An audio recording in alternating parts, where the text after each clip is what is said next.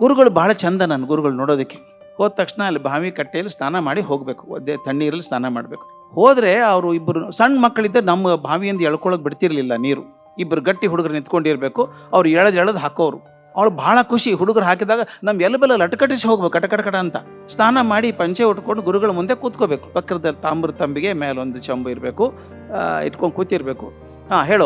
ಹೇಳುವಾಗ ಏನಾದರೂ ಸ್ವಲ್ಪ ಸ್ವರ ವ್ಯತ್ಯಾಸ ಆದರೆ ಅಲ್ಲಿವರೆಗೂ ಚಂದ ಇದ್ದಂಥ ಗುರುಗಳು ಆ ತಂಬಿಗೆಯಲ್ಲಿ ನೀರನ್ನು ಲೋಟದಲ್ಲಿ ಹಾಕಿ ಇಟ್ಕೊಂಡಿರ್ತಿದಾರಲ್ಲ, ಅದು ತೊಗೊಂಡು ಮುಖಕ್ಕೆ ಚಕ್ ಅಂತ ಹೆಚ್ಚು, ಹೋಗೆದ್ದು ಇನ್ನೊಮ್ಮೆ ಸ್ನಾನ ಮಾಡ್ಬಾ, ಅಲ್ಲೇ ಕಟ್ಟೆ ಮೇಲೆ ಹುಣಸೆಹಣ್ಣು ಇಟ್ಟಿದ್ದೀನಿ, ನಾಲಿಗೆ ಉಜ್ಕೊಂಬಾ, ಸ್ಪಷ್ಟ ಇಲ್ಲ ನಾಲಿಗೆ ನಿಂದು ಅನ್ಬೇಕು. ನಮಗೆ ಉಚ್ಚಾರಣೆ ತಪ್ಪಾಗತ್ತೆ ಅನ್ನೋ ಭಯಕ್ಕಿಂತ ಇನ್ನೊಮ್ಮೆ ತಣ್ಣೀರು ಸ್ನಾನ ಮಾಡಬೇಕಲ್ಲ ಅಂತ ಭಯ ಜಾಸ್ತಿ ಇರ್ತಿತ್ತು. ನಾನು ನಿಜವಾಗ್ಲೂ ಹೇಳ್ತೀನಿ, ಪ್ರಾಮಾಣಿಕವಾಗಿ ಹೇಳ್ತೀನಿ. ಆಗ ನಾನು ಹೇಳಿದೆ ಗುರುಗಳಿಗೆ, ನೀವು ಬರೀ ಬಾಯ್ಪಾಠ ಮಾಡಿಸ್ತೀರಿ, ನನಗೆ ಶ್ಲೋಕಗಳನ್ನು ಸ್ತೋತ್ರಗಳನ್ನು ಉಪನಿಷತ್ ಪಾಠ ಮಾಡಿಸ್ತೀರಿ, ಬಾಯಿಗೆ ಬರುತ್ತೆ, ಏನು ಪ್ರಯೋಜನ ಅದಂಗಾಯ್ತು. ನನ್ನ ಗುರುಗಳು ಹೇಳಿದ ಮಾತನ್ನು ನಾನು ಈ ಮಕ್ಕಳಿಗೆ ಹೇಳಬೇಕಲ್ಲ, ಸಣ್ಣ ಮಕ್ಕಳಿದ್ರೆ ಇಲ್ಲಿ ಬಾಯ್ಪಾಠ ಮಾಡಿದರೆ ಏನು ಪ್ರಯೋಜನ ಅಂತಿರಲ್ಲ.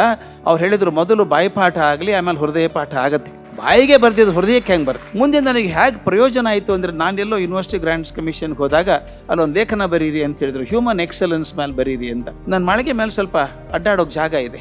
ರಾತ್ರಿ ಊಟ ಮಾಡಿ ಅಡ್ಡಾಡ್ತಾ ಇದ್ದೆ, ಏನೋ ಟಕ್ ಅಂತ ಒಂದು ಶ್ಲೋಕ ಬಾಯಿಗೆ ಬಂದ್ಬಿಡ್ತು. ಎಂದೋ ಕಲ್ತದ್ದು ಬಾಲ್ಯದಲ್ಲಿ, ಅದಕ್ಕೆ ಚಿಕ್ಕಂದಿನ ವಿದ್ಯೆ ಚೂಡಾರತ್ನ. ಮಕ್ಕಳಿಗೆ ಕಲಿಸಿದ್ರ ಮುಂದೆ ಎಂದೂ ಮರೆಯಲ್ಲ.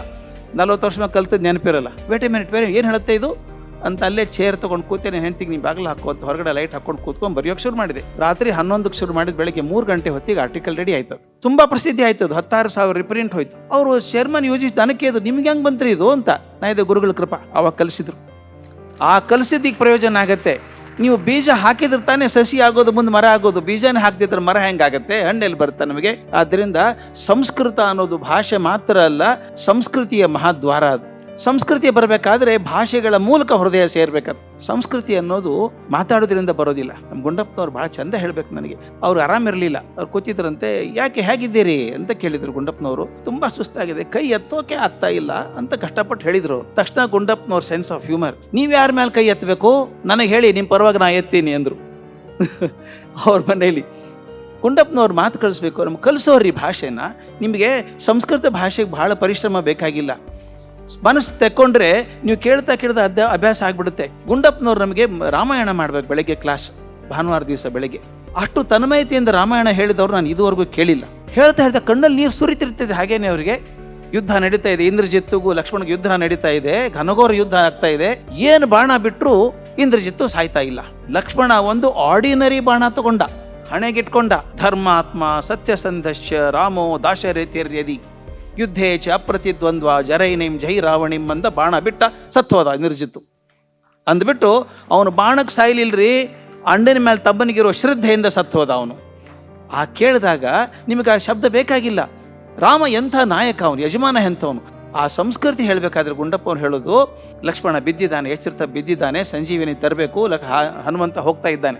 ಆಗ ರಾಮ ಹನುಮಂತನಿಗೆ ಹೇಳುವಂಥ ಮಾತು ಎಂಥ ಮಾತ್ರಿ ಅದು. ಗಚ್ಚ ಶೀಘ್ರಂ ಮಹಾಬಾಹೋ ಭ್ರಾತೃ ಭಿಕ್ಷಾ ಪ್ರದೀಯತಾಂ. ಅಯ್ಯ ಮಹಾಬಾಹು, ಸ್ವಲ್ಪ ಬೇಗ ಹೋಗಪ್ಪ, ನನಗೆ ನನ್ನ ತಮ್ಮನ ಪ್ರಾಣ ಭಿಕ್ಷೆಯನ್ನು ಕೊಡು ಅಂತ ಕೇಳ್ತಾನೆ. ಯಜಮಾನ ಕೇಳೋ ರೀತಿ ಏನ್ರಿ ಇದು? ಇದುವರೆಗೂ ನಾವು 4 ಜನ ಅಣ್ಣ ತಮ್ಮಂದರಾಗಿದ್ದವಪ್ಪ, ಇನ್ಮೇಲೆ ನೀನು 5ನೇದವನು ಅಂತ ಆಂಜನೇಯನಿಗೆ ಹೇಳುವಂಥದ್ದು. ಇದು ಹೇಳಿ ಎರಡನ್ನು ಗುಂಡಪ್ಪ, ಸಂಸ್ಕೃತಿ ಅಂದರೆ ಇದು. ಯಜಮಾನ ಹೇಗಿರಬೇಕು ಅಂತ ಹೇಳೋದು ಒಂದು ರೀತಿ ಆದರೆ, ಸೇವಕನಾಗಿದ್ದವನು ಹೇಗಿರಬೇಕು ಅನ್ನುವಂಥ ರೀತಿ. ಸಾಹಿತ್ಯ ನನಗೆ ಕಲಿಸುವಂಥದ್ದು ಸಂಸ್ಕೃತಿ. ಆ ಸಂಸ್ಕೃತಿ ನಮ್ಮ ಮನೇಲಿ ಪುಟಗೊಟ್ಟಾಗ ಅದ್ಭುತ ಆಗತ್ತೆ.